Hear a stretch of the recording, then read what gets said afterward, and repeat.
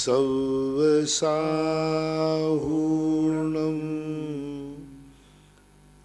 पंच परमेष्टि भगवान की जय। आचार्य श्री गुरुवर कुंद कुंद महाराज की जय। आचार्य श्री गुरुवर विद्यासागर महाराज की जय। परम पूजनीय निर्यापक श्रमण पूज्य श्री सुधा सागर जी महाराज की जय।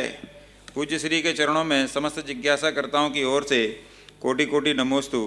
पूज्य श्री सीए सुशील कुमार जैन लखनऊ से महाराज श्री के चरणों में सत सत नमोस्तु। महाराज जी, अनेक मंदिरों में छोटी छोटी विभिन्न रंगों के पाषाण की अनेक मूर्तियां स्थापित होती हैं, तो क्या ये उचित हैं?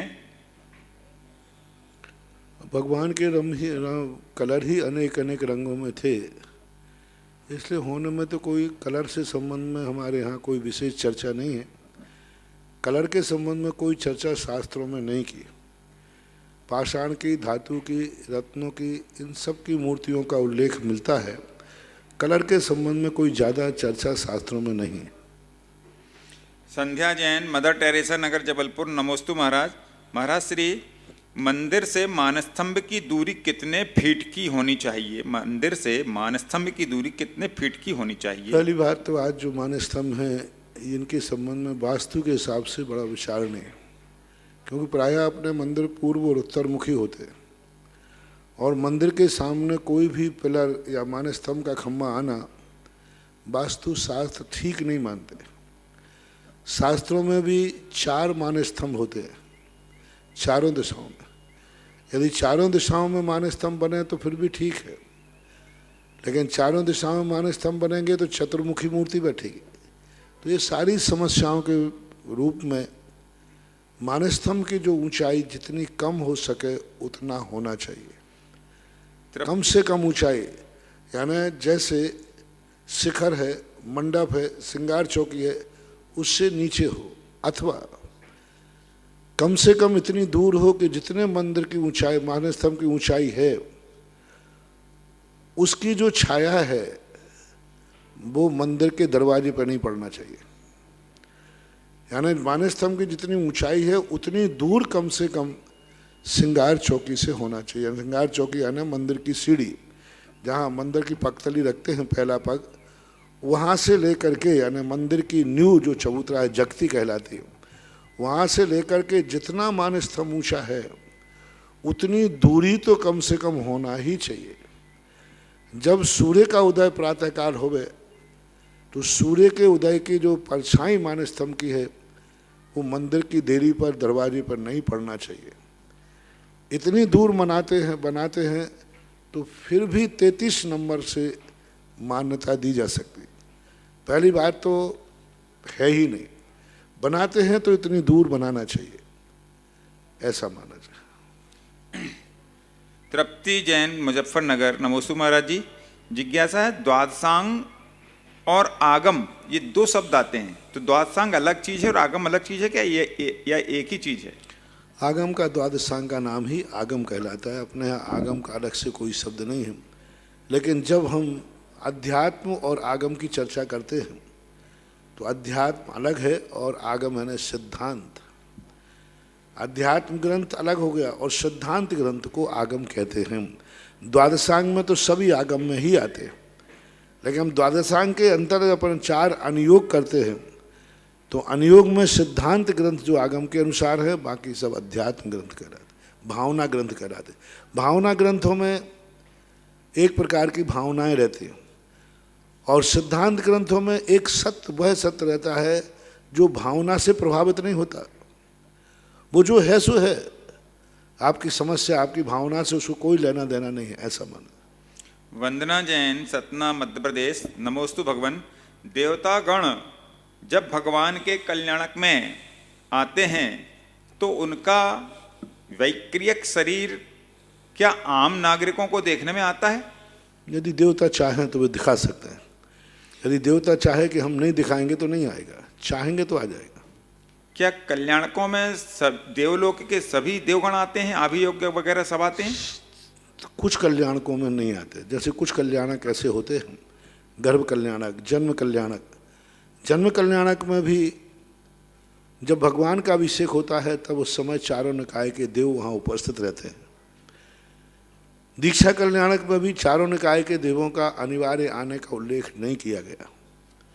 समोषण में चारों निकाय के देव आते हैं, केवल ज्ञान कल्याणक में तो ऐसा कुछ में तो सभी लोग हैं, कुछ में पूरे लोगों का नहीं, नियोगी देव आते हैं। अलका जैन दिल्ली से, नमोस्तु महाराज जी। अनुपचरित असद्भूत व्यवहार नय का अर्थ क्या है? अनुपचरित का अर्थ ऐसी वस्तु जो हमसे सर्वथा दूर है, लेकिन मिलने के बाद वो हमें अलग देखने में नहीं आ रहे। जैसे अनुपचरित दूध में हमने पानी मिला दिया, पानी में दूध मिला दिया, अब ये दोनों अलग हैं लेकिन अब पृथक देखने में नहीं आ रहे हैं। तो अनुपचरित यानी उसमें एक में एक जैसे हो गए, और उपचरित यानी पानी अलग है दूध अलग है। ऐसा दो पृथक वस्तुओं को इस ढंग से मिलाया जाए कि उनका पृथकपना देखने में ना आए, उसे अनुपचरित बोलते हैं। ऐसा माना। अनुमेहा आशीष जैन मुंबई से, मेरे आराध्य गुरु को नमोस्तु। पूज्य श्री, जिज्ञासा है असली धर्म क्रिया से होता है या आचार विचार से? लोग धर्म तो करते हैं पर उसे जीवन में नहीं उतारते, तो वे लोग धर्मात्मा की श्रेणी में आते हैं या नहीं? दोनों प्रकार का। यदि क्रिया रोग गौण हो जाएगी तुम आचरण किसका करोगे? भाव और क्रियाओं को एक साथ रहना चाहिए, किसी एक की तुलना नहीं करना चाहिए। क्रिया में धर्म है या भावना में धर्म है? क्रियाहीन भावना आकाश के कुसुम के समान है, गधे के सींग है। क्रियाहीन भाव धर्म जो है गधे के सींग के समान है। गधे के सींग होते ही नहीं, खरगोश के सींग के समान है, होते ही नहीं। क्रिया विहीन धर्म और भावहीन धर्म जो है, वह धर्म जो है हमें लक्ष्य को प्राप्त नहीं कराएगा। भावहीन धर्म फिर भी कार्यकारी है, लेकिन क्रियाहीन भावना तो कागज के फूल है। यदि भावहीन है और फिर भी क्रिया कर रहा है धर्म की, तो स्वयं को लाभ नहीं होगा लेकिन दूसरे को तो लाभ होगा। कम से कम दूसरे के प्रति गलत भाव तो नहीं करेगा। इसलिए पूज्यवर पूज्यपाद स्वामी ने द्रव्यवृत्तों की भाव रहित क्रिया, धर्म की क्रिया की प्रशंसा की, धूप से छाया भली। मान लो किसी ने कहा कि महाराज जी मेरे सामने वाले को मारने की भावना है, लेकिन आपने नियम दे दिया तो मैं मारूंगा तो नहीं, लेकिन मैं प्रतिदिन उसको भावना से मारता हूं, प्रतिदिन मुझे उसे मारने का भाव आता है, तो हमें उसकी हत्या का दोष लगेगा कि नहीं लगेगा? तो मैं कहूँगा, आगम कहेगा लगेगा। तो फिर महाराज जब पाप लगी रहे हैं तो निपटाने दो ना। जब पाप लगी रहा है, क्योंकि मैं भाव तो कर ही रहा हूं मारने का, तो अब फिर मुझे निपटाने दे दो। नहीं, कम से कम भावना से तुम्हारा ही विनाश हो रहा है, सामने वाला तो जीवित है, उसका नाश तो नहीं हुआ, लेकिन क्रियारूप परिणत कर देते तो उसका भी नाश हो जाता। इसलिए भावहीन व्रत भी कथनचित फायदेमंद है, ऐसा इष्टोपदेश में कहा है। इसलिए क्रिया ठीक है। अपने यहाँ जब मोक्ष मार्ग की चर्चा आई तो भाव शून्य क्रिया निष्फल कही, क्योंकि वो लक्ष्य को सिद्ध करने में समर्थ नहीं होती। लेकिन क्रियाहीन जो भाव है वो तो गधे के सींग के समान निरर्थक ही है। विनीता जैन अशोकनगर से, नमोस्तु गुरुवर। गुणस्थान की सरल परिभाषा क्या है, क्या हो सकती है? गुणस्थान का अर्थ है मोह और योग के संयोग से गुणस्थान बोलते हैं। जैसे जैसे मोह कम होता है, योगों की विशुद्धि बढ़ती है, योगों की चंचलता कम होती है, गुणस्थान बढ़ता है। मोहिनी कर्म है, मोहिनी के दो रूप। दर्शन मोहिनी घटेगा तो चौथा गुणस्थान प्रकट होगा। चारित्र मोहिनी घटेगा तो पंचम, छठा, सातवां, आठवां, नौवां, दसवां होगा। और जैसे जैसे मोहिनी कर्म घटता है, योगों की चंचलता कम होती है, बहुत कम हो जाती है। वृत्ति बनेगा, योगों को ज़्यादा यदवा तदवा अनर्थ दंड प्रवृत्ति नहीं करेगा। तो अपने मन वचन काय की चंचलता को कम करना और मोहिनी कर्म को कम करने से गुण स्थान की व्यवस्था बनती है। ऐसा डॉक्टर मगन जैन, आष्टा, मध्य प्रदेश। परम पूज्य गुरुदेव के चरणों में नमोस्तु। वस्तु स्वरूप जानने के लिए नयों का प्रयोग निरपेक्ष अथवा सापेक्ष किस रूप में कार्यकारी होता है? पहले सापेक्ष। वस्तु स्वरूप को समझने के लिए सबसे पहले सापेक्ष। पहले जो जानने वाला ज्ञान है उसको साफ करो, मार्जन करो, विशुद्ध करो। दर्पण, पहले देखने के पहले दर्पण को साफ करो। आप पूछे कि महाराज दर्पण को साफ करना जरूरी है या दर्पण में अपना चेहरा देखना जरूरी है? पर्पस क्या है? दर्पण को साफ करना हमारा पर्पस नहीं है। हमारा पर्पस है दर्पण में चेहरा देखना। हमारा स्वभाव नहीं है दर्पण को साफ करना, उद्देश्य भी नहीं है। लेकिन दर्पण में चेहरा देखना हमारा उद्देश्य है। लेकिन दर्पण पे धूल लगी है तो उस दर्पण को यदि हम कहें कि साफ करना मेरा लक्ष्य नहीं है, हम तो दर्पण देखेंगे, चेहरे नहीं दिखेगा। चेहरा देखने के लिए हमें पहले दर्पण को साफ करना है। इसी प्रकार वस्तु स्वरूप में जाने के लिए, निरपेक्ष बनने के लिए पहले हमें नयों के माध्यम से जो धूल चढ़ी हुई है मिथ्यात्व की, उसको हटाना पड़ेगा। प्रमाण नई अधिगमा। पहले पदार्थ को स्वच्छ तो करो, दृष्टि सूक्ष्म करो, निर्मल करो।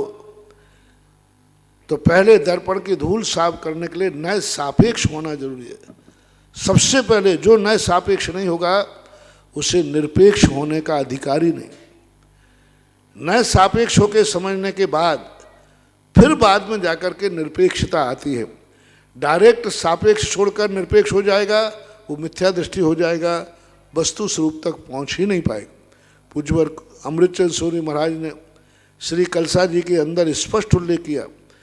पहले तो नयों का वर्णन किया कि नयों से समझो, वस्तु को समझो, और अंत में कहते हैं नय रूपी ये गहन वन में कब तक डूबे रहोगे, ये नयों का आलम्बन छोड़ दो, सत का आलम्बन लो जो नयातीत है। तो नयातीत होने के लिए पहले नए को समझना पड़ेगा, सापेक्ष होना पड़ेगा, बाद में निरपेक्ष का कार्य किया जा सकता है। मनीष जैन, बांसवाड़ा से। नमोस्तु गुरुदेव। गुरुदेव, पुण्याह वाचन का अर्थ क्या है और इसकी विधि क्या है?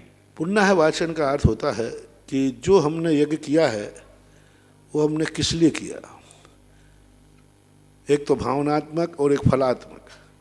ये जो हमने पूजा की है, भक्ति की है, जिसे आप लोग जयमाला भी बोलते हैं, वो एक छोटा रूप है।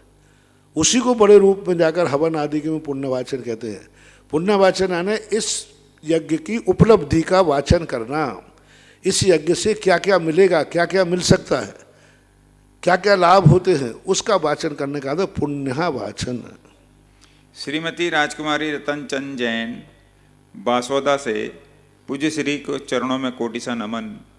5 भरत आदि कर्म भूमि को छोड़कर अन्य कोई और भी कर्म भूमि स्थान है क्या महाराज जी, और उनमें कौन से जीव रहते हैं?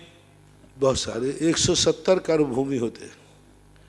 5 भरत, 5 ऐरावत और 160 विधेय क्षेत्र होते हैं।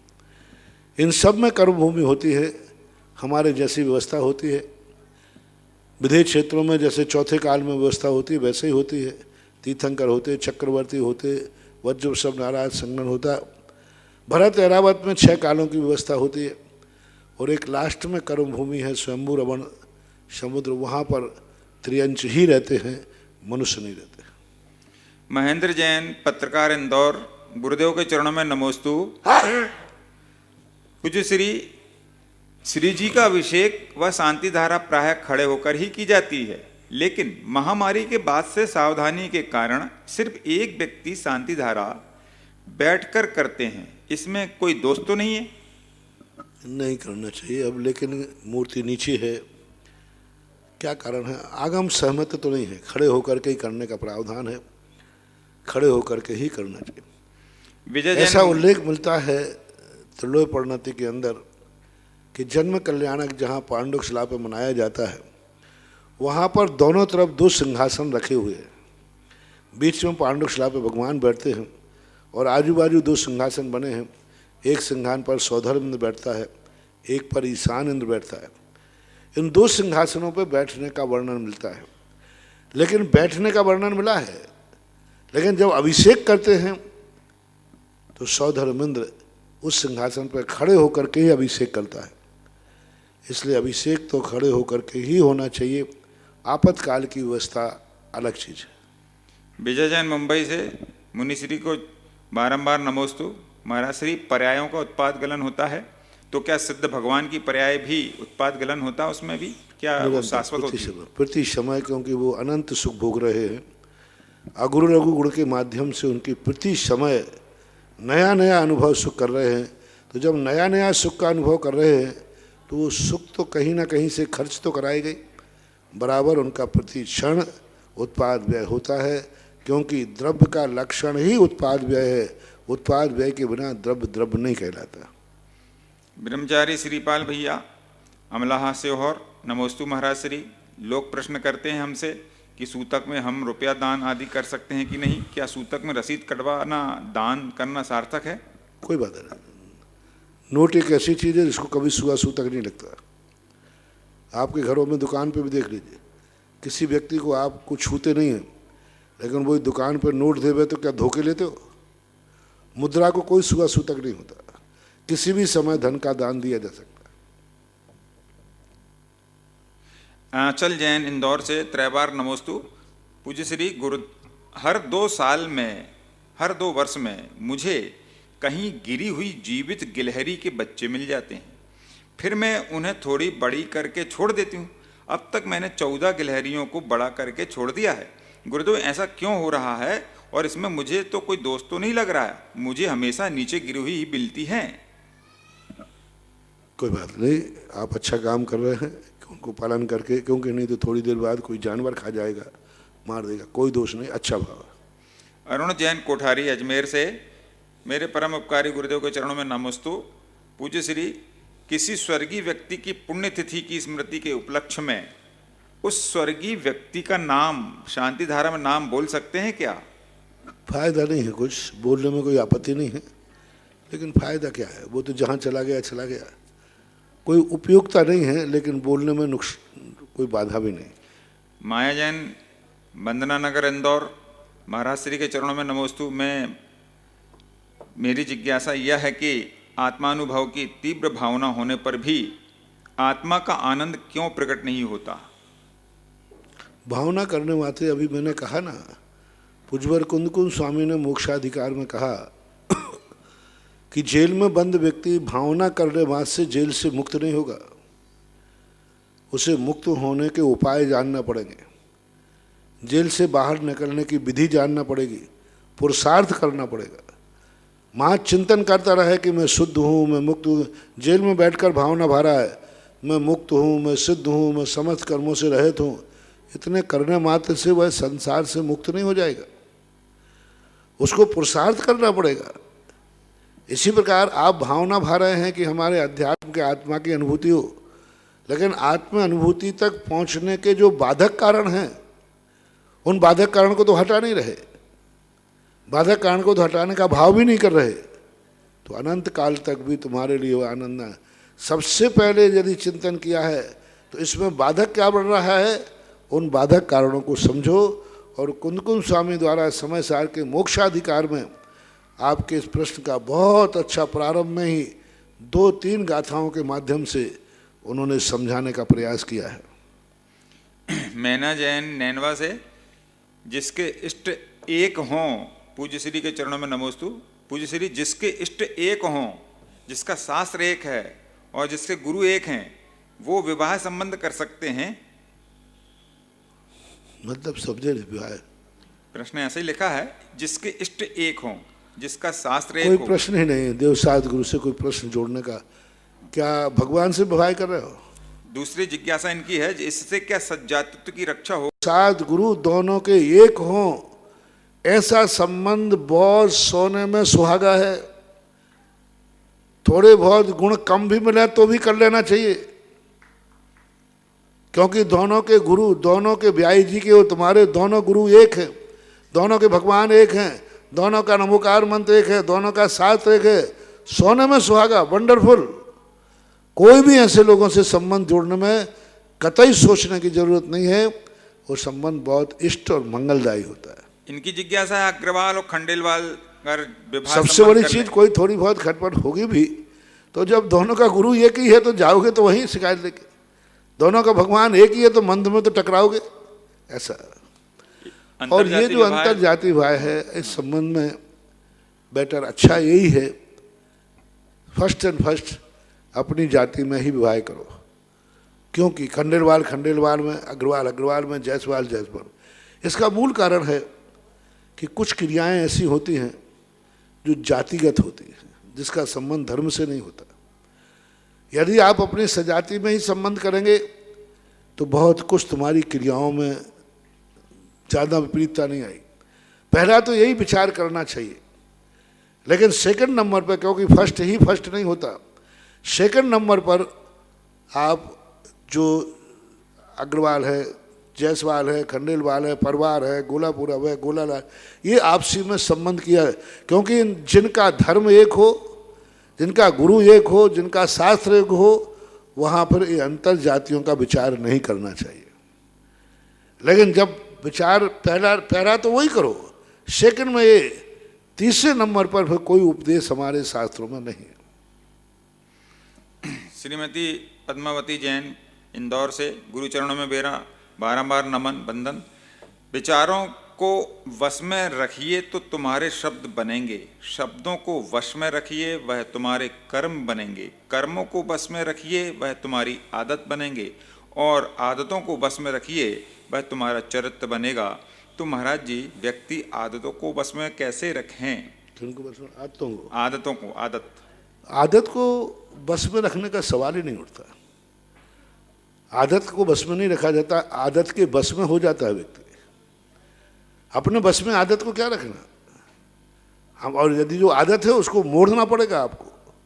मान लो आपको सुबह जल्दी उठने की आदत है, तो महाराज क्या करें, सामायिक करना शुरू कर दो।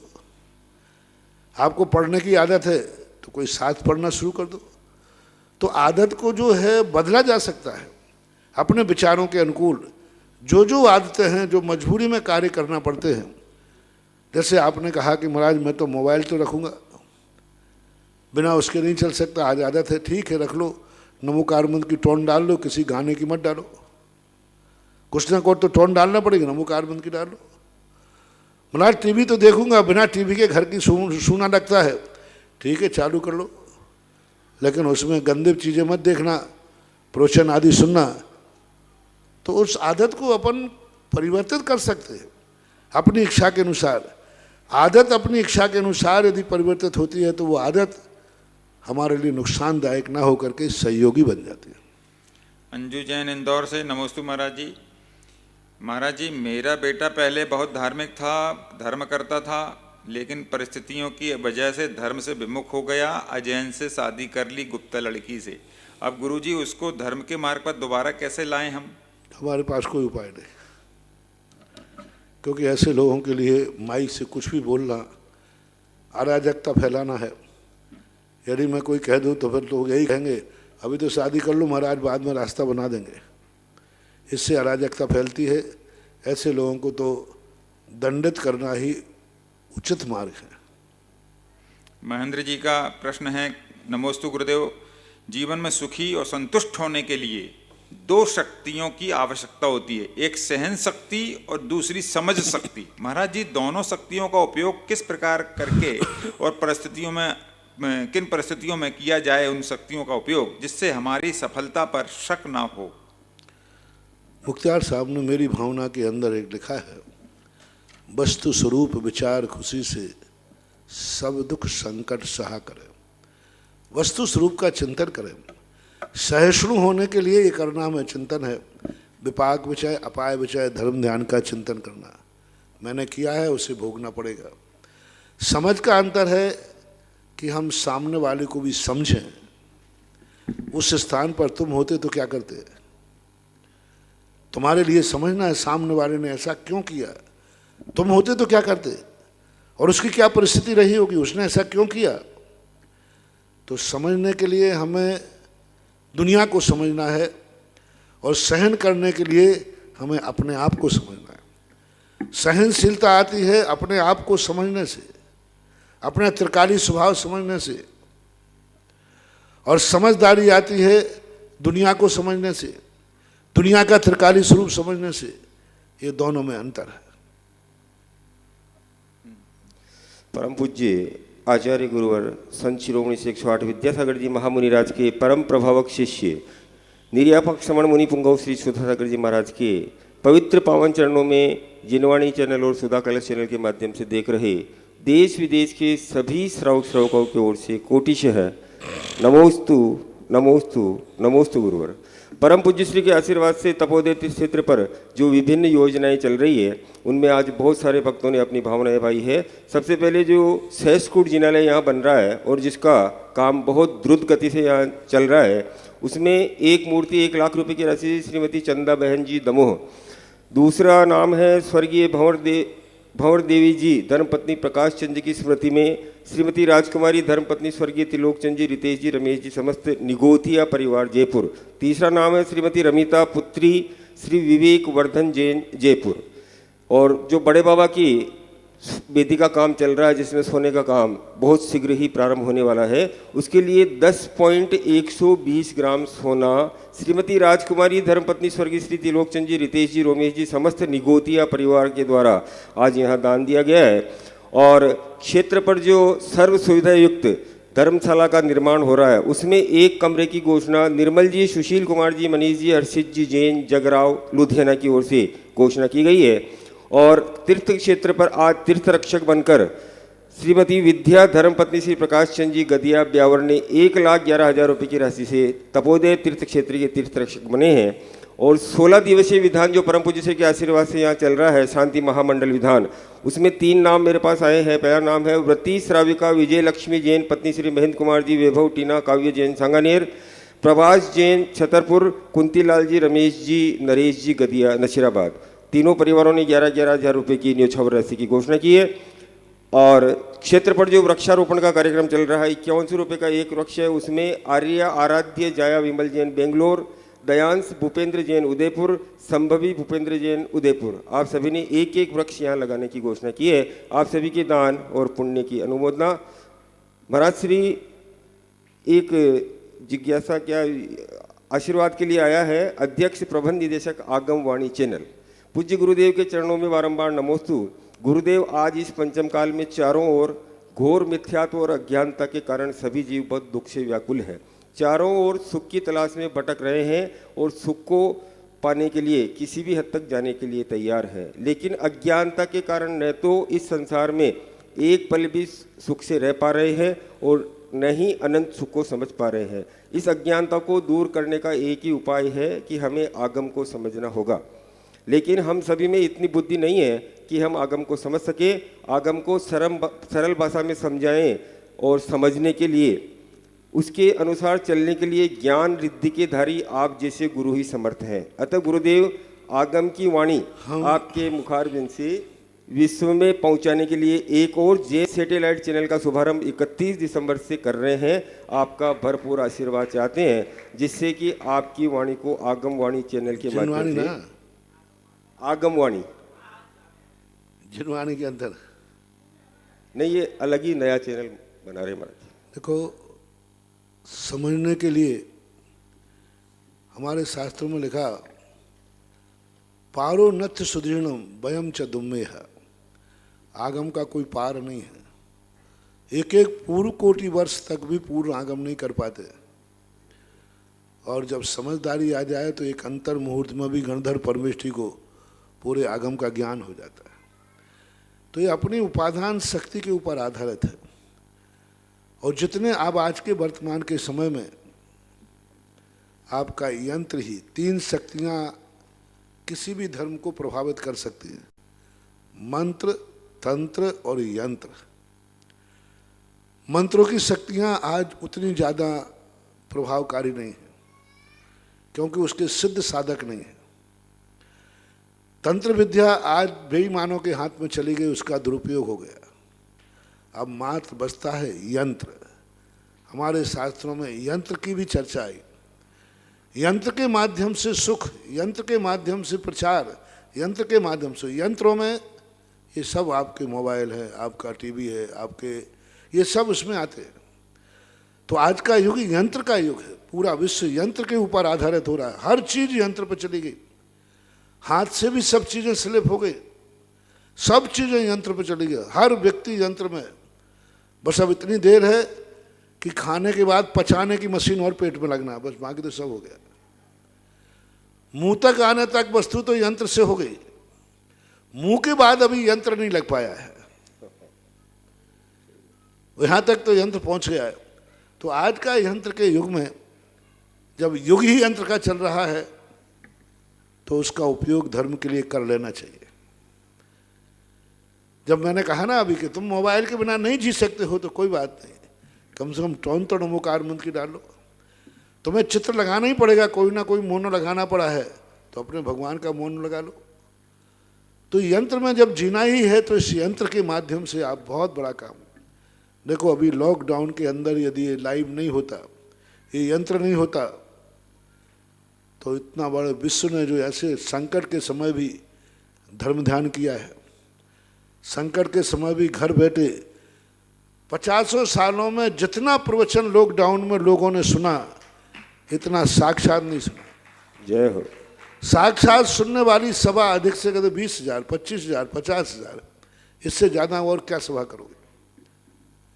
लेकिन लॉकडाउन में यंत्र के माध्यम से एक साथ प्रतिदिन लाखों लोग सुनते हैं, लाखों लोग सुन रहे हैं, क्योंकि सबको एक स्थान पर इकट्ठे होना बहुत बड़ी समस्या है और अपने अपने स्थान पर सुनना बहुत सरल है। घर में बैठे लोग सुन रहे हैं, ठीक है, दूसरा काम भी करते जा रहे हैं। कल एक महिला आए, बोले महाराज जी आपके प्रवचनों से बहुत फायदा। मैंने क्या है? बोले इधर आपका प्रवचन चलता है, इतनी देर में हमारी रोटी बन जाती है।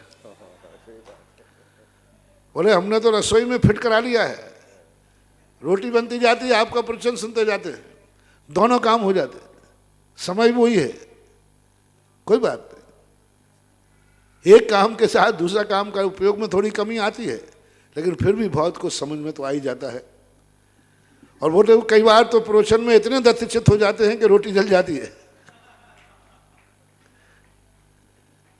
लेकिन बहुत अच्छा बात कही कि तो कितना लाखों लोग एक साथ आज लाइव कल्पना करें कि यदि ये प्रवचनों को जहाँ तक घर घर तक भेजा, बहुत बड़ा उन पुण्यार्जकों ने अपना धन खर्च किया और विज्ञान ने ऐसा यंत्र बनाया, मात्र इनका उपयोग पाप के लिए ही नहीं, संसार के लिए नहीं। आज जितने चैनल चल रहे बताते, सैकड़ों चैनल हैं, 200-500 चैनल होंगे, 500 चैनल हैं। धार्मिक चैनल कितने माने जाए? मात्र धार्मिक चैनल जिसमें मात्र धर्म की बात आती है। दुनिया में ऐसे चैनल हैं 24 घंटे चलते, लेकिन सब मनोरंजन के कार्य चलते रहते सब, लेकिन धार्मिक चैनल बहुत कम चैनल होते हैं। और आज के युग में यदि प्रचार का युग है, धार्मिक चैनल जितने ज़्यादा खुलें उतना अच्छा है। मेरा धार्मिक चैनल वालों से कहना है, एक चैनल वाला दूसरे चैनल वाले की फाइट नहीं करे। ये राजनीति में चलती है, मनोरंजन में चलता है। आपने यदि धार्मिक चैनल खोला है तो दूसरा क्या सोचता है कि दूसरा चैनल ना खुल पाए, उसको पूरा विरोध करके, उसको परेशान करके उस चैनल को मत उठने दो, क्योंकि हमारे चैनल की इनकम कम हो जाएगी। यदि आप अपना चैनल चलाने के लिए दूसरे के चैनल नहीं खुलने दे रहे हैं या उसमें बाधा डाल रहे हैं, तो आपका चैनल और आप धार्मिक नहीं हैं, आप टोटल राजनीतिक हैं, आपको कोई पुण्य नहीं लग रहा। आपको तो ये होना चाहिए कि मैं जैसा धर्म का प्रचार कर रहा हूं, ऐसे हजारों चैनल भी खुलें तो हमारा सपोर्ट है। पुराने धार्मिक चैनल के लिए नए धार्मिक चैनल खुलता है तो उसका सपोर्ट करना चाहिए, उसको सुविधा देना चाहिए, उससे कहना चाहिए आओ भाई तुम भी धर्म का प्रचार कर रहे हैं, हम भी धर्म का प्रचार कर रहे हैं, तुम्हारा नाम भी धर्म का प्रचार करना मेरा भी है, अपन दोनों मिलकर करते हैं। कसाई जाग जाती है, ईर्ष्या जाग जाती है, दूसरे को बंद कराने का प्रयास करते हैं। राजनेता और धर्म नीति में यही अंतर है। राजनेता जब सीढ़ी चढ़ता है तो जिस सीढ़ी से चढ़ता है उसको तोड़ देता है, इससे पीछे दूसरा। और धर्म नेता जब चढ़ता है तो चढ़ते समय पीछे मुड़ के देखता है कि मेरे चढ़ने से सीढ़ी तो नहीं टूट गई, क्योंकि मेरे बाद भी कोई आने वाला है। तो धार्मिक चैनलों से मेरा कहना है कि सब एक दूसरे का सपोर्ट करें, और नए चैनल खुलता है तो उसकी खुशी मनाएं, एक दूसरे चैनल वाले प्रचार करें। मैंने कई बार ऐसा देखा कि कोई दूसरे चैनल वाले की प्रशंसा करना हो और कोई दूसरा चैनल चल रहा हो तो तुरंत बंद कर देता, मेरे चैनल पे उस चैनल की बात क्यों कही आपने। इतनी कसा है। यानी यदि मैं किसी चैनल पर किसी दूसरे चैनल की प्रशंसा कर दूं तो चैनल वाला नाराज हो जाता है, वो बंद कर देता है, बोले मेरे चैनल से दूसरे चैनल की नहीं।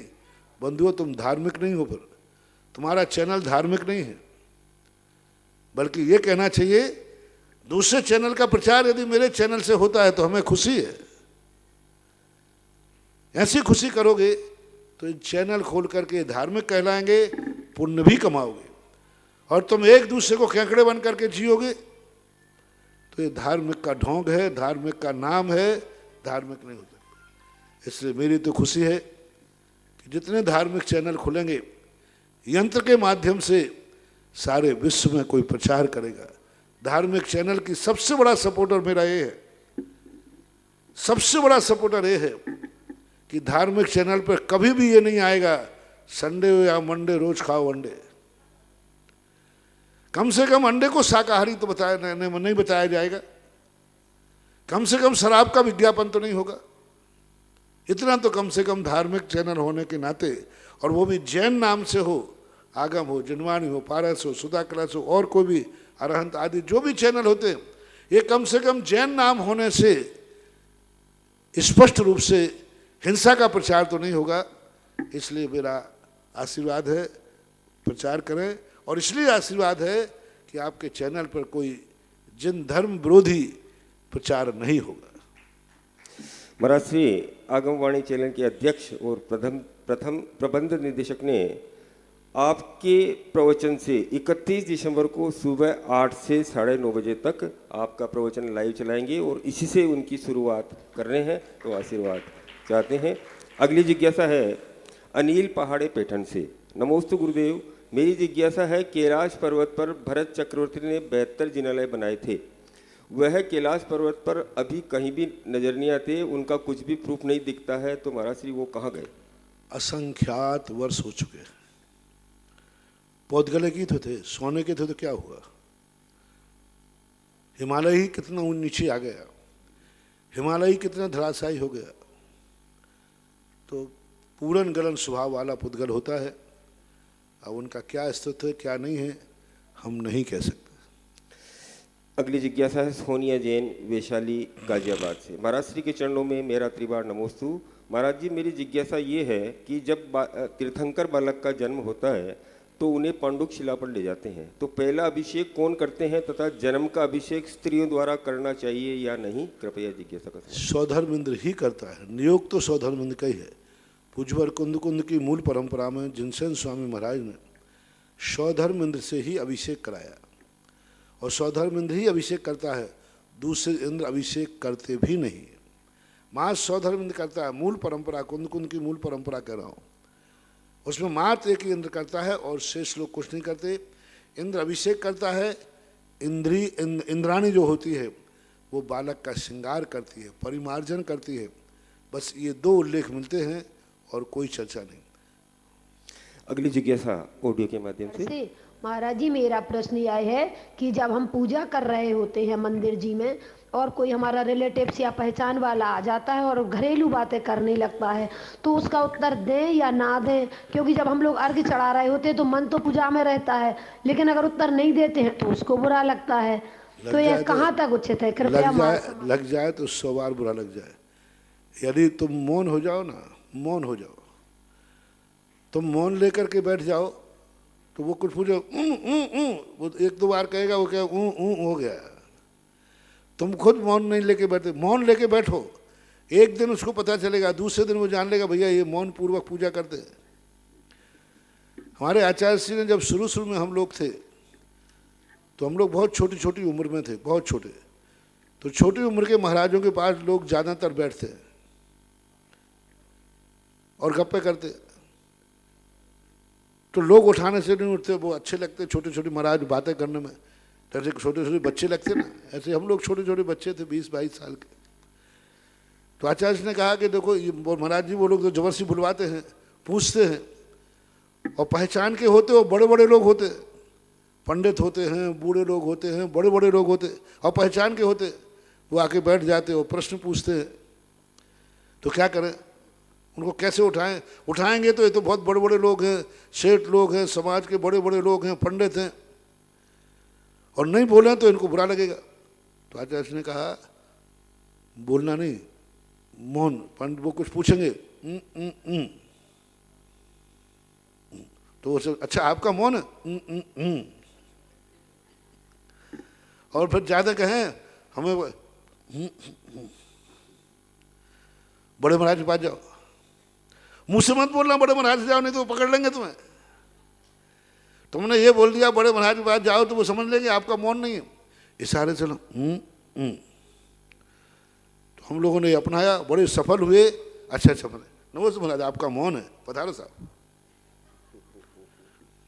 तो मौन जब तुम ले लोगे और तुम्हें बात नहीं कहता, मौन लेकर के बात करो। 1-2 दिन परेशानी होगी, उसके बाद सब समझ जाएंगे कि मंदिर में पूजा मौन पूर्वक करते हैं, ये किसी से बोलते नहीं हैं, पर कोई नहीं बोलेगा। अगले जिज्ञासा के लिए तैयार रहेंगे अतीत जैन संगनेर। और बंधुओं, परम पूज्य श्री के आशीर्वाद से हम सभी को आशीर्वाद मिला है। 9 माह बाद बड़े बाबा और गगन विहारी पार्श्वनाथ भगवान का नए वर्ष पर परम पूज्य श्री के मुखारबिंद से अपने परिवार के नाम का अभिषेक और शांति धारा करने का सौभाग्य प्राप्त करने का अवसर है। और इसके लिए मेरे पास जो आज नाम आए हैं, Naresh Shanti Kumar Naveen Madhu Jain, Parshvashuda MN medical centre Delhi, Nishant Sonali Navya Jain समस्त स्वस्तिक ट्रांसपोर्ट परिवार जबलपुर, विद्या धर्मपत्नी श्री प्रकाश चंद जी गदिया ब्यावर, नीरज लक्ष्या मनीषा कमला जैन निवासी गुड़गांव। और भी जिन लोगों की भावनाएं हो, नए वर्ष आपके लिए पूरा मंगलमय, पूरा वर्ष मंगलमय हो, उसके लिए बड़े बाबा की शांति धारा और गगन विहारी पार्श्वनाथ की शांति धारा करने का सौभाग्य प्राप्त कर सकते हैं। आप अगर यहाँ आएंगे, आप स्वयं अभिषेक शांति धारा करेंगे, और अगर आप नहीं आ पाते हैं, आपके नाम से यहाँ शांति धारा की जाएगी। जिज्ञासा रखेंगे अतीत जी। हेलो, नमस्ते महाराज, नमोस्तु महाराज, आई एम सॉरी, नमोस्तु महाराज। महाराज जी, मैंने अभी कुछ महीनों पहले एक NGO ज्वाइन किया है एनिमल वेलफेयर का। तो उसमें क्या होता है कि हम डॉग्स को या किसी भी जानवर को जो परेशानी में होता है उसको डॉक्टर से इलाज कराते हैं, उसकी केयर करते हैं। बट महाराज, मेरा सवाल ये है कि कभी कभार उन जानवरों की कंडीशन इतनी ख़राब हो जाती है कि वो तड़पते हैं, बहुत बार बहुत पीड़ा सहन करते हैं वो। तो डॉक्टर्स ये डिसीज़न लेते हैं कि उनको यूथेनाइज कर दे, आई मीन उनको इंजेक्शन दे के मार देते हैं। तो महाराज, ये निश्चय से और व्यवहार से सही है या गलत है? आप जरा शंका का समाधान कीजिए। आगम इसकी सहमति नहीं देता, क्योंकि मारने के लिए उसकी सहमति नहीं देता। क्योंकि यदि कोई व्यक्ति को अंदर से वेदना है, पीड़ा है, यदि हम उसका मुंह बंद कर दें तो क्या उसकी पीड़ा कम हो गई? क्या हम उसको बेहोश कर देंगे तो क्या अंदर की पीड़ा कम हो गई? अब इतना जरूर है कि अभी पहले हमें पीड़ा देखने में आ रही थी, अब वो देखने में नहीं आ रही है। तो ये मत समझना कि तुमने अच्छा किया। इसी बात को लेकर गांधी जी और रायचंद जी का संवाद हुआ था। पोरबंदर के अंदर गांधी जी, एक कुत्ता था, बहुत परेशान था, बहुत उसके शरीर में कीड़े पड़ रहे थे। गांधी जी ने बुला करके इंजेक्शन देना चाहा पॉइजन का। इतने में रायचंद जी पहुंच गए घूमते हुए। बोले गांधी जी क्या कर रहे हो?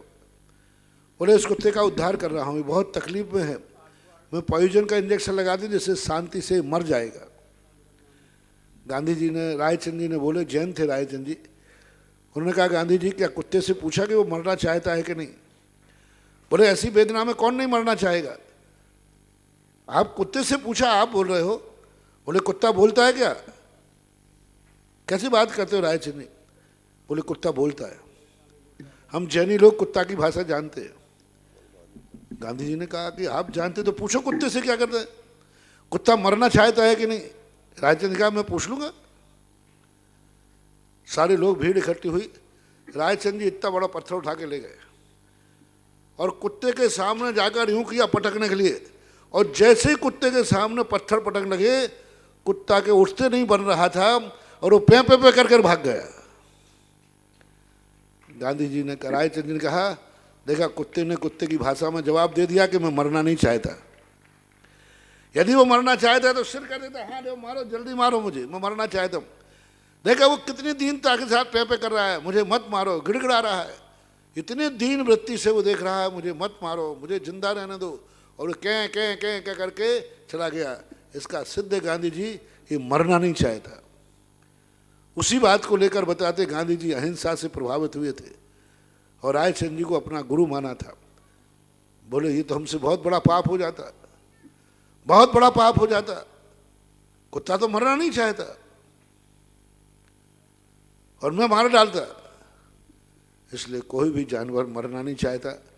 हम कैसे उसको मारने के उसमें हैं, उसको तकलीफ हो रही है, बाकायदा है, क्या तुम्हारे मारने से उसकी तकलीफ कम हो जाएगी? मर करके उसको तकलीफ दूसरे भाव में भोगना पड़ेगी, वहां जाकर भोगेगा। बस आपके नज़रअंदाज हो गया तो आप समझ गए कि संसार सुखी है, और आपके कानों में आवाज़ आ रही तो समझ गए संसार दुखी है। नहीं, ऐसा कोई भी नहीं है, बल्कि बेहोश करने के बाद ज़्यादा ताकत। आपने देखा जिस समय बेहोशी ऑपरेशन के लिए किया जाता है, बेहोशी कमरी 6 महीने में जाती है, और खून निकाल लिया जाए तो 1 हफ्ते में वो खून की पूर्ति हो जाती है। और बेहोशी में जो खून जलता है उसकी कमजोरी 6 महीने में जाती है। इससे जैनागम किसी भी अपेक्षा से किसी को मारने की अनुभूति किसी भी दशा में नहीं दे सकती। ऐसा महाराज जी एक सवाल और है कि अगर जैसे एनजीओ के जो मेंबर्स हैं वो ये काम करते हैं या उसको सपोर्ट करते हैं इस चीज़ को, तो मैं मतलब किस तरह से, मतलब मुझे इसमें क्या अपने करना आप को चाहिए? आप बचाने में सहयोग दें, मारने में नहीं। अगली जिज्ञासा के लिए तैयार रहेगी श्रीमती अंजना जी जैन संगनेर। और बंधुओं, नए वर्ष के उपलक्ष्य में एक शांति धारा करने का सौभाग्य और प्राप्त किया है। श्रीमान सुनील कुमार जी, विद्या, जयेश, शिल्पा, विपिन, शिखा, मितांशी, मिष्टी, कियांश, कविश, छाबड़ा परिवार, सूरत रेवासा परिवार की ओर से भी एक शांति धारा बड़े बाबा की करने का सौभाग्य प्राप्त किया है। जिज्ञासा करेंगी अंजना जी। मेरे आराध्य देव के चरणों में मेरा 3 बार नमोस्तु नमोस्तु नमोस्तु। गुरुवर, आजकल हम माँ बाप अपने बच्चों के नाम संभव, अतीश, तुषार, मतलब अंजना जैसे ऐसे नाम होते हैं, तो महाराज जी क्या जीवन में इन नामों का भी कोई फर्क पड़ता है क्या? महाराज जी प्लीज समस्या का समाधान करें भगवान के नामों पे। बीजाक्षर जो होते हैं, इन अक्षरों का प्रभाव बहुत बड़ा है। राशियों से जीवन का अक्षरों का बहुत बड़ा संबंध होता है। पूज्यवर शुभचंद्र आचार्य महाराज ने ज्ञानार्णव में बीजाक्षरों के अलग अलग नेचर के, इनका स्वाद अलग है, इनका नेचर अलग है, इनका प्रभाव अलग है, सब कुछ अलग अलग होता है। इसलिए इनके जब मन में तो आपके लिए विचार करना चाहिए, राशि के पहले अक्षर के अनुसार बच्चों का नाम रखना चाहिए। इतना ही संकेत मैं दे सकूंगा। अगली जिज्ञासा के लिए तैयार रहेंगे पारस जी, ठोला बिजोलिया निवासी, बेलवाड़ा प्रवासी। उससे पहले एक जिज्ञासा ऑनलाइन।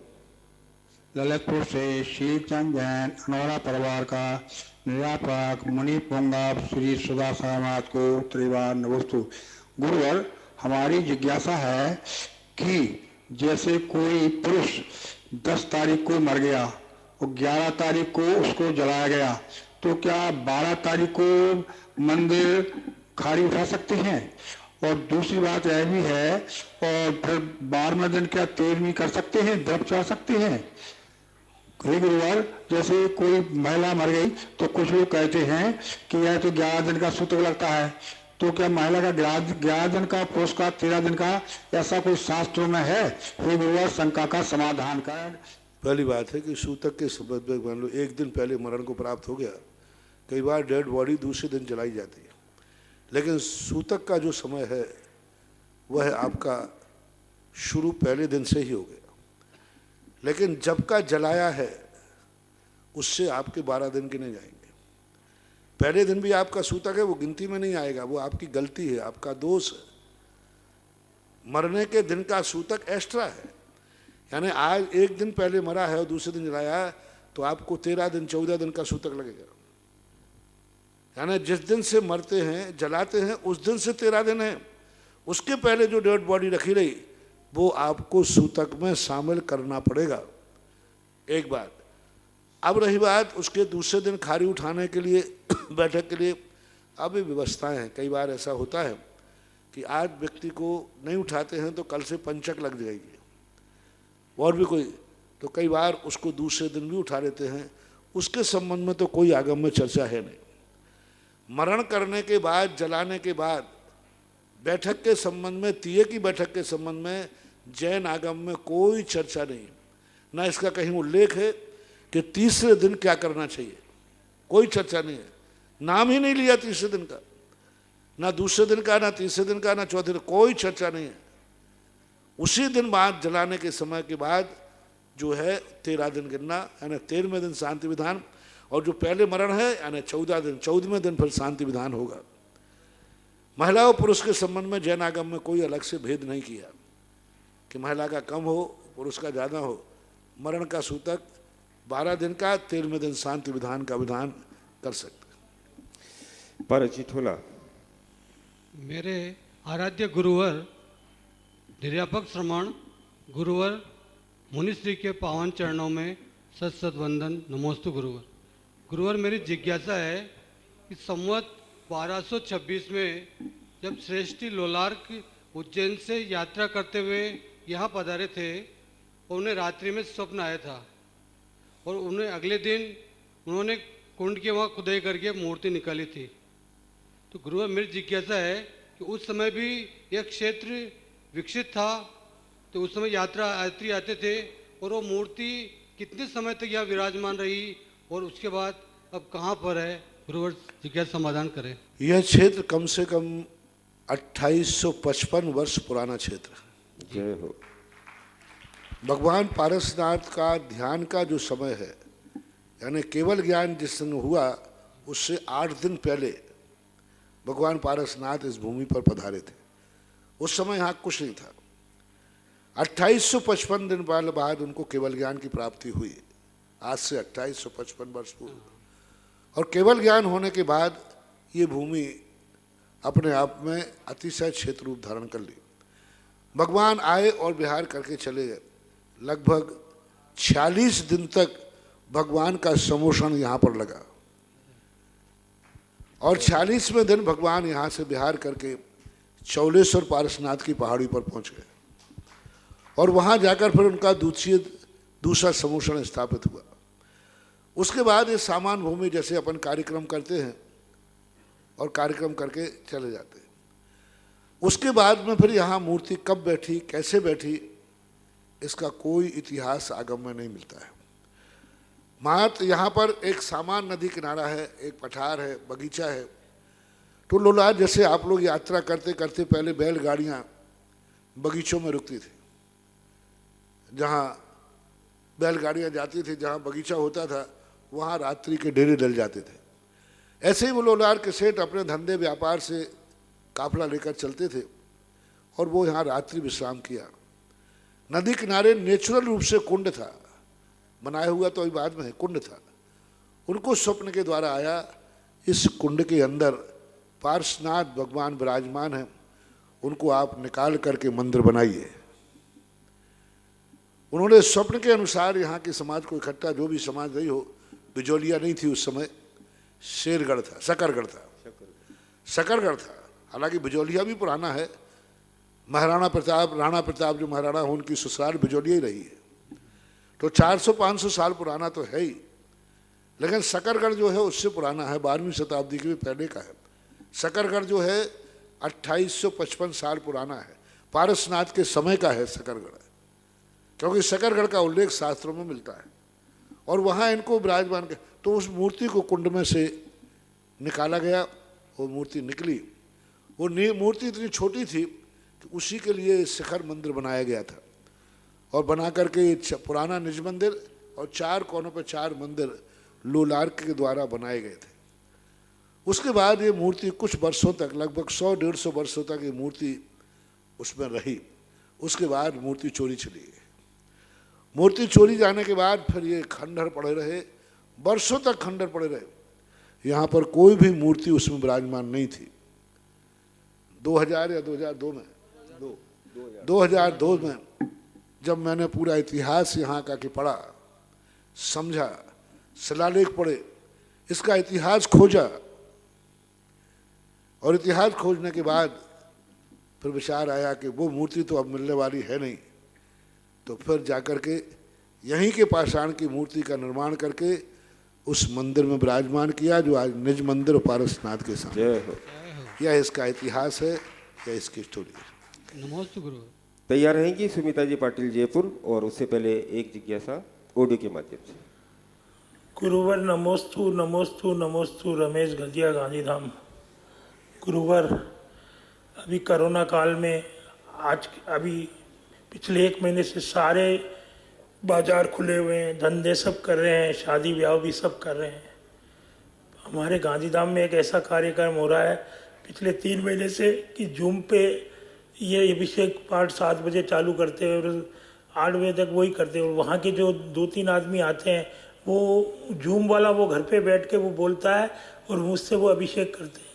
पूरी समाज मतलब 10-12 जाने आते हैं। तो अभी मंदिर में एक बार सुनसान हो गया। जो महावीर भगवान का हमारा अतिशय था, वो भी ऐसा लगता है कि बहुत कम हो गया, क्योंकि वहाँ जो आते हैं उनको बोलने नहीं दिया जाता है। वो बोलने के लिए कहा जाता है तो मना करते कि नहीं, जूम से ही करेंगे, हम ऐसा नहीं करेंगे, कोरोना हो रहा है। जबकि बाजार में सब जगह घूम रहे हैं, शादियों में जा रहे हैं, सब कर रहे हैं, वहाँ के लिए मंजूर है, पर मंदिर के लिए रोक रखा कि गुरुवार ये कैसी विपदा और कैसा हमारा पाप क्रम का उदय है जो ऐसा हो रहा है। गुरुवार, इसके लिए जरा निर्देश देने की कृपा करें। मंदिरों के संबंध में अभी जो स्थितियाँ चल रही हैं, क्योंकि व्यापार धंधे में और मंदिर में थोड़ा सा अंतर आ जाता है। मंदिरों में लोग अनुशासन नहीं रखते, मंदिरों में एक व्यवस्था बनाना पड़ेगी। सरकार ने मंदिरों की छूट दे दी, आप लोग मंदिरों की मर्यादा रख करके और अलग अलग बर्तन करें। एक ही बर्तन से 100 लोग अभिषेक करते हैं और एक ही बर्तन में अभिषेक होता है। उस मूर्ति को उठाएंगे आप, मान लीजिए आपको मूर्ति उठाई, कोरोना का तो आपको पता नहीं है, और मूर्ति को उसने विराजमान कर दिया, तो अब मूर्ति को सैनिटाइज कैसे करोगे? यदि उसमें पता चल गया कि अभी जो अभिषेक करके गया है, कल आपको पता चला कि उसको कोरोना था और उसी ने मूर्ति प्रक्षाल करके विराजमान की है, अब क्या करोगे? अब क्या करोगे? उसी ने वो कपड़े से पोंछा है जिस कपड़े को आप अभी प्रयोग किए। तो इतनी सारी चीजें समस्या है। संसार की व्यवस्था और मंदिर की व्यवस्था में बहुत अंतर है। आप लोग निडर हो गए, हम निडर नहीं हो पाए अभी। आप लोग निडर हो गए क्योंकि आपने कहा कोरोना होगा तो क्या होगा, 14 दिन के लिए एडमिट हो जाएंगे, ऑक्सीजन सिलेंडर लगा देंगे, और क्या होगा। अब ये दिलेरी में कैसे दिखाऊं? अब हमारी सब महाराज सारी दुनिया घूम रही है बाजारों में, हम लोग तो खूब यात्रा कर रहे हैं और आप तो यहाँ आपके इतने डर रहे हैं, हम लोग तो खूब घूम रहे हैं। देखो बाहर के लोग कितने सारे लोग आए, इतनी यात्रा कर रहे हैं महाराज, हम सब लोग घूम रहे हैं सब, और आप हम लोग तो सब एक दूसरे को छू रहे हैं और आपका मन चरण नहीं छूने दे रहे। हम लोग तो एक दूसरे को सबको छू रहे, पूरे परिवार में मिलके बैठे, अड़ोसी पड़ोसी में बैठे, व्यापार कर रहे, सब बस में बैठे, गाड़ी में बैठे, सब छू रहे हैं एक दूसरे को, और आपके चरण छूने में क्यों नहीं दे रहे आप? यही फर्क है। तुम्हें एक दूसरे के छूने से हो जाएगा तो अभी यार एडमिट कर लोगे, दवाई लो। साधु को होवे नहीं और हो जाएगा तो फिर क्या करोगे? तो अब ये व्यवस्थाएं हैं। फिर भी यदि मंदिरों में आप व्यवस्था बनाएं, मूर्ति को छूने वाला व्यक्ति जो क्वारंटाइन हो वो मूर्ति को उठावे, वो मूर्ति को रखे, वो अभिषेक का जल देवे, और सब लोग एक एक कलश में ला करके, अभी देखो मैं 15 दिन से सबको अभिषेक करा रहा हूँ दोपहर में, जितने लोग बाहर के आ रहे हैं सब अभिषेक कर रहे हैं। लेकिन व्यवस्था बना दी उनकी ऐसी कि उनके धोती दुपट्टा अलग हैं, उनके आने का मार्ग अलग है, भगवान को वो छुएंगे नहीं, कलश ढालेंगे और वो कलश कोई भी छुएगा नहीं। वो कोरोना जो आए हैं वो ही जाकर उसको पानी में डालेंगे, कोई दूसरा नहीं छुएगा उसको, गर्म पानी में डाल देंगे उसको, झाड़ी को, कलशों को, और उनको पानी सौंप दिया जाता है, ये एक तमेड़ी पानी है आप लीजिए। इतने बढ़िया व्यवस्था चल रही है और पूरा एरिया उसको बल्ली से बांध दिया, यहाँ से आप जाओ बड़े बाबा तक और अभिषेक करके आप वापस आओ और वापस जाओ। तो यदि आप अनुशासन व्यवस्था बना लें तो मंदिरों में अभिषेक चालू कर देना चाहिए। बस वहाँ दादागिरी गुंडागिरी नहीं हो, अनुशासन हो। अपने घर से धोती दुपट्टा पहन के आवे अपना खुद का, और धोती दुपट्टा पहनकर बाकायदा मुंह से बंद करके और बार बार एक रास्ते से जावे और भगवान का अभिषेक करें। जिस कलश से करें उस कलश को वही वापस लाए, दूसरे को ना दे, उसे गर्म पानी की बाल्टी में या जो भी स्थान है उसमें डाल दें, टब में। और ये व्यवस्था, और जब अभिषेक खत्म हो जाए तो जहाँ से सब लोग गए हैं उसको सैनिटाइज करें, स्थान को, मूर्ति को नहीं। इतनी व्यवस्था यदि आप कर सकते हैं तो सरकार की तरफ से भी मंदिरों में अभिषेक करने के लिए कोई बाधा नहीं है। लेकिन इतनी तगड़ी व्यवस्था होना चाहिए, वहाँ कोई ये नहीं कहा कि बैठ जाए मैं तो करूँगा, मैं तो पूरे भगवान को हाथ से फेरूंगा। आप लोगों की आदत भी तो गंदी है, ऐसे पूरे भगवान को हाथ फेरेंगे, उसके ऊपर सिर पटकेंगे। पूरी मूर्तियों किस ढंग से आप अभिनय करते हैं देख के दंग रह जाओ। पूरी मूर्ति पे ऐसे हाथ फेरेंगे ऐसे, और उसके ऊपर बार बार सिर रगड़ेंगे चरणों में। सिर रगड़ने से कोई सिद्धि होने वाली नहीं है, बल्कि भगवान के चरणों में तुम्हारा पसीना जाएगा, वो दोष आपके खाते और आएगा। पसीना भरा है पूरा और सिर रगड़ रहे हैं भगवान के चरणों में, आपके पसीना से अशुद्धि हो रही है। मूर्ति का एक कण भी खिर गया तो जिंदगी भर के कमाए हुआ पुण्य समाप्त हो जाएगा। पूरे शरीर में हाथ फेर दे, अंगूठियां पहने हुए हैं, खरोंच आ जाती है भगवान की मूर्ति पर। तो ये जो अनुशासनहीनता है, यदि अनुशासन बना के रखें और बाकायदा बिना मूर्ति को छुए वहाँ दो धारा दे करके, जल दे करके और वापस आ जाए, तो मंदिरों में व्यवस्था बनाएं।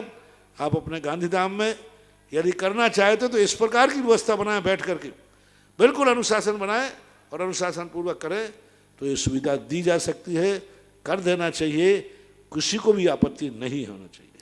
सुमिता जी पाटिल के बाद अंतिम जिज्ञासा के लिए अजीत कुमार जी ठग, उदयनगर, इंदौर तैयार रहेंगे। नमोस्तु महाराज श्री। महाराज श्री, मैं ये पूछना चाहती हूँ कि जो हमारे बुजुर्ग लोग हैं, हम उनकी पुण्यतिथि में नमोकार मंत्र का जाप करते हैं, वो करना चाहिए या नहीं करना चाहिए? कोई बात नहीं, कर सकते। पर कई लोग यूँ कहते हैं कि आपने जीते जी तो कोई किसी बुजुर्ग लोगों को पूछते नहीं है और मरने के बाद में उनकी वो नमोकार मंत्र कर रहे हो और ये कर रहे हो, कई लोग ऐसे कहते हैं। वो ये कह रहे हैं कि जीते जी तो बुजुर्गों को पूछते नहीं है और मरने के बाद आप। कोई बात नहीं, अभी व्यवहारिकताएं हैं। और उनकी तस्वीर पे अपन जैसे माला चढ़ाते हैं, वो चढ़ानी चाहिए नहीं चढ़ानी चाहिए?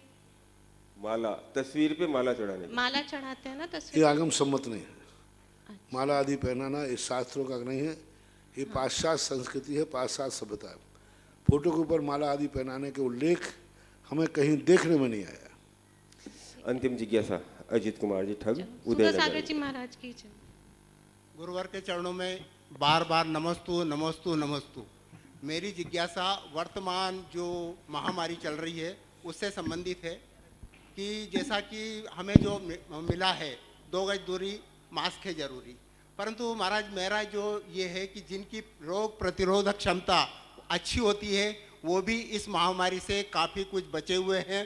तो महाराज मेरी जिज्ञासा ये, हमारे लिए ऐसा कुछ भी जैन आगम, जैन धर्म या किसी भी तरह से आपकी ओर से कि हम अपनी रोग प्रतिरोधक क्षमता किस तरह से बढ़ा सके, उसके बारे में जिज्ञासा का समाधान करें। किसकी प्रतिरोधक क्षमता कोरोना को सहन करने की है, किसकी नहीं है, ये निर्णय कौन करेगा? कैसे जाने के है कि नहीं? या तो पहले कोरोना हो गए और फिर बच जाए तो जाना, क्योंकि अब ये निर्णय तो अपन कर नहीं पाएंगे किसकी क्षमता है किसकी नहीं। बस यही है, हमारा जैनागम भी कहता है कि एक दूसरे व्यक्ति को जितना कम टच करोगे, दूरी बना के रखोगे, उतना ही अच्छा है, श्रेष्ठ है। और प्रतिरोधक क्षमता बढ़ाने की शक्ति के लिए हमारे शास्त्रों में, हम कल भी अपने सुबह प्रवचन दिया था, 6 कर्म आता था। अपने घर का अनाज खाएं, अपने घर की वस्तुएं खाएं, बाजार का, होटलों का, फास्ट फूड वगैरह जितने हैं, ये जितने व्यक्ति खाएगा इनकी क्षमता घटेगी। जो व्यक्ति बाजारों में खाता है उसकी प्रतिरोधक क्षमता घटेगी, जो एसी में बैठता है उसकी प्रतिरोधक क्षमता घटेगी, जो प्रकृति के मौसम के अनुसार सर्दी में हीटर में जो बैठेगा, गर्म कमरे में रहेगा 24 घंटे, उसकी प्रतिरोधक क्षमता घटेगी। कपड़े तक आप पहन सकते हो, अग्नि तक आप ताप सकते हो। अग्नि के ताप में बहुत फर्क होता है। पहले अंगीठे होते थे, अलाव होते थे, फिर सामने से तापते थे, पीछे से ठंड पड़ रही है, पीछा ठंडा रहता था। अब कमरा पूरा हीटर से गर्म कर लिया, इनकी प्रतिरोधक क्षमता घटेगी। वैज्ञानिक साधन जितने उपलब्ध हो रहे हैं, सबसे बड़ा साधन है प्रतिरोधक क्षमता घटाने का एसी। गर्मी के दिनों में पसीना आना चाहिए बॉडी में, सर्दी के दिनों में थोड़ी बहुत ठंड भी लगना चाहिए शरीर को, बरसात के दिनों में भीगना भी चाहिए। तो अब ये सारे वातावरण तुम कम करते जा रहे हो तो प्रतिरोधक क्षमता कहाँ से बढ़ेगी? हर चीज अपने घर में उपजाऊ होना चाहिए महाऋषभ देव के अनुसार। अपना खेती, अपना बगीचा, हर मकान के साथ में एक बगीचा हो। पहले मकान के पीछे एक बाड़ा होता था, आगे पीछे एक बाड़ा होता था, उसमें सब्जी आदि सब उगते थे, उनकी ऑक्सीजन मिलती थी और भोजन भी मिलता था। आज हर चीज़ डिब्बा पैक रेडीमेड पे आ गया, और रेडीमेड जितना बाजारों में खाएगा लोग रेडीमेड भोजन, फास्ट फूड वगैरह जो खाएंगे, क्षमता घटेगी। इसलिए महावीर स्वामी के इस कोरोना टाइम पर जैन अजैनों ने जैन भोजन को बहुत पसंद किया, जैन चर्या को बहुत पसंद किया। कई लोगों ने खुले कहा यदि सारा मुल्क जैन धर्म के अनुसार चर्या करे तो कोरोना जैसी महामारी कोई छू भी नहीं सकता। जय हो। लेकिन अब जैन ही जैन चर्या नहीं पाल रहे हैं तो किसको क्या कहा जाए? ऐसा आज की जिज्ञासा समाधान का समय यही समाप्त हुआ है। बोलिए परम पूज्य निर्यापक समन मुनि पुंगव श्री सुधासागर जी महाराज की